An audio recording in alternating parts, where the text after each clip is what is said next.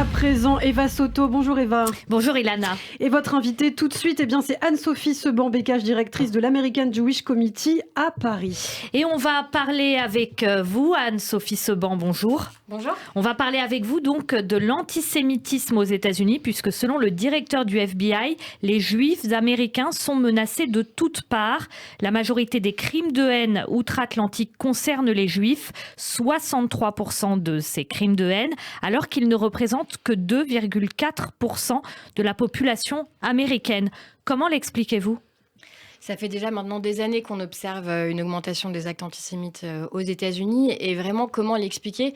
Je trouve que quand on observe ce qui se passe, quand on observe les réactions du gouvernement américain, on retrouve ce qu'on a vécu aussi ici en France. C'est-à-dire, comme le disait le directeur du FBI, les Juifs étaient la menace pendant longtemps aux États-Unis d'organisations terroristes extérieures. Mais aujourd'hui, la menace est aussi intérieure. Elle vient à la fois des suprémacistes à l'extrême droite, elle vient de courants du Parti démocrate à travers un antisionisme extrêmement virulent. Elle vient de courants idéologiques qui voudraient sortir les Juifs de la lutte antiraciste et s'en prennent à eux. Elle vient effectivement de toutes parts et il y a une prise de conscience très nette, mais on a vu le début, nous, de ce phénomène. On pourrait le début de la prise de conscience avec l'attentat de Pittsburgh en 2018 qui avait ciblé une synagogue où voilà, vraiment les Américains juifs ont commencé à avoir peur. L'idée que les États-Unis étaient un sanctuaire pour les Juifs, c'est effondré. Ouais. Jonathan Greenblatt, le président de l'Anti-Defamation League, vous venez de parler de la volonté de sortir les Juifs du combat antiraciste. Jonathan Greenblatt résiste fort contre ça. Hein. Le président de l'ADL, au moment où il y a eu le mouvement des Black Lives Matter et où il y avait des actes antisémites, continuait de dire oui, il y a des actes antisémites, mais nous, en tant que minorité aux États-Unis, on ne peut que soutenir le mouvement d'une autre minorité. Et l'ADL soutient le mouvement des Black Lives Matter. Et là, récemment aussi, il a pris position en disant il faut que les Noirs et les Juifs continuent de lutter ensemble contre l'antisémitisme. Oui, bien sûr, parce qu'il y a un risque, on le voit très bien avec des personnalités emblématiques qui ont fait amplifier l'antisémitisme sur les réseaux. On pense à l'affaire Kanye West, évidemment, à Kyrie Irving, ces stars noires, effectivement. Et il pourrait y avoir un risque de voir ces communautés s'affronter alors qu'on sait que dans l'histoire, elles ont fait combat commun pour les droits civiques et pour lutter contre le racisme et l'antisémitisme dont ils étaient la cible. Et il faut continuer à faire passer ce message. C'est aussi le message qu'on fait passer chez AJC et on continue à faire ce travail de renforcer les coalitions. On a une Black Jewish Coalition et on continue à faire ce travail qui est essentiel, évidemment, et on est toujours ensemble dans ce combat. Et c'est comme ça qu'on arrivera à défendre et à promouvoir notre vision universaliste du combat antiraciste. Est-ce que ce combat-là dont vous venez de parler, il est de plus en plus difficile ? Oui, il est difficile parce que de la même manière que les Juifs sont la cible, sont visés de toutes parts, je crois que cette vision-là, cette ligne de crête, comme certains le disent, est de plus en plus fine et de plus en plus difficile à combattre parce que les courants idéologiques qui la menacent prennent du poids sur les réseaux sociaux, on y viendra, j'imagine, prennent du poids chez les jeunes. On voit ce qui se passe aussi sur les campus universitaires américains, mais je crois qu'il faut tenir bon. Il faut aussi que l'État et que le gouvernement américain, en l'occurrence, soit aussi très ferme sur ces sujets. Concernant justement les réseaux sociaux, c'est Elon Musk qui a pris la direction de Twitter, ça n'a échappé à personne. Il a rétabli le compte de Donald Trump. Kanye West est aussi revenu sur Twitter. Kanye West, c'est ce rappeur qui a donc tenu des propos antisémites, je précise pour ceux qui n'auraient pas tout suivi ce qui arrive.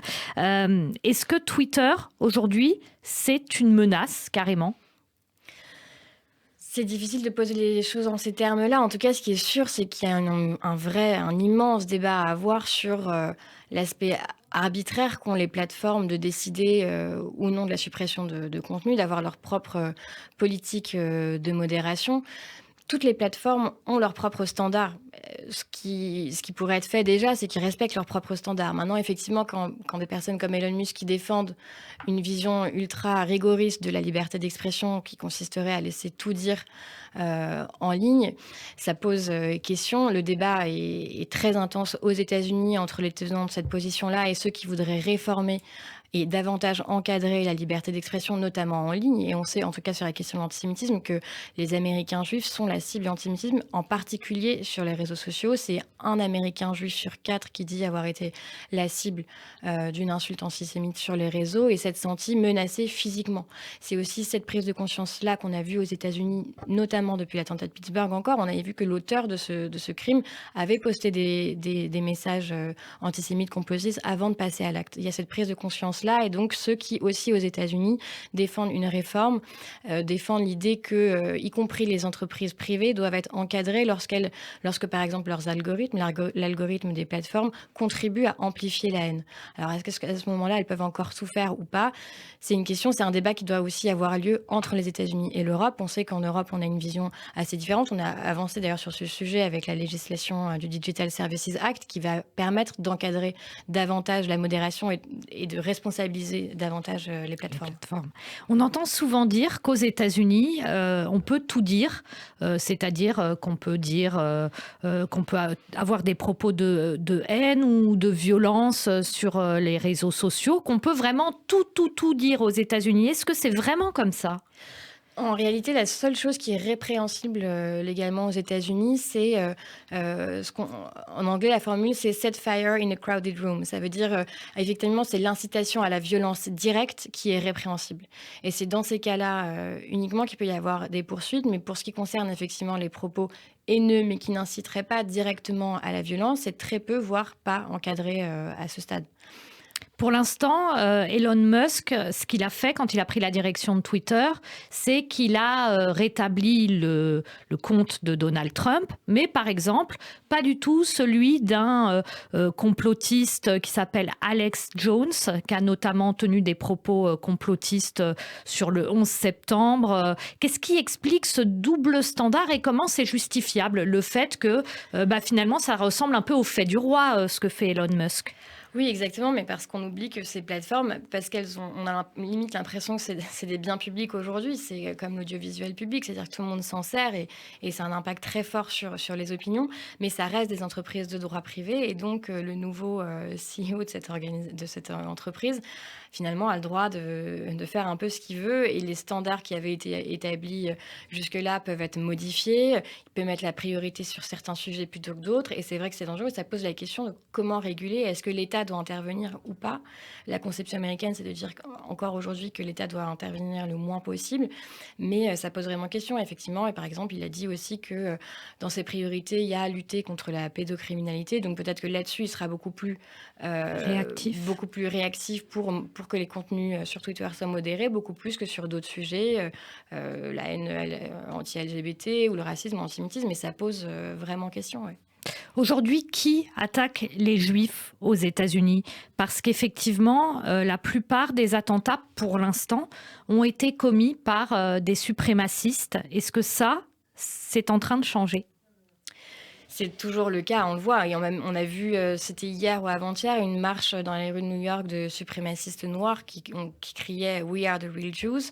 Donc il y a évidemment cet aspect-là et les attaques physiques qui ont eu lieu au cours des dernières années. Mais il y a aussi des attaques qui viennent de certaines franges démocrates et de certains courants qu'on a cités, antiracistes, qu'on voit notamment très actifs et très virulents sur les campus universitaires. On a vu certains campus américains où on empêche les Juifs d'accéder à certaines conférences, où on leur demande de signer des décharges attestant sur l'honneur qu'ils ne sont pas sionistes. Enfin, c'est d'une violence inouïe et la violence physique n'est jamais très loin.